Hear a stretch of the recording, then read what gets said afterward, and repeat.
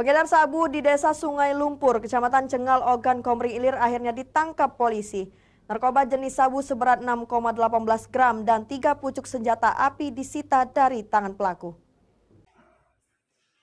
Kepolisian Resort Ogan Komering Ilir menangkap 1 orang pengedar narkoba jenis sabu di Desa Sungai Lumpur, Cengal, Ogan Komering Ilir.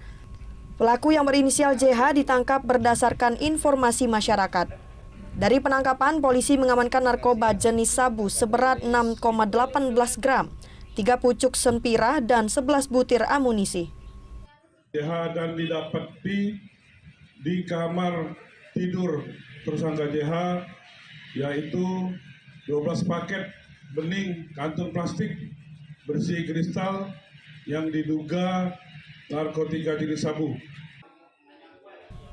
Pelaku dijerat pasal 114 ayat 1 atau pasal 112 ayat 2 KUHP dengan ancaman kurungan seumur hidup atau hukuman mati. Dari Ogan Komering Ilir, Fitriadi, iNews melaporkan.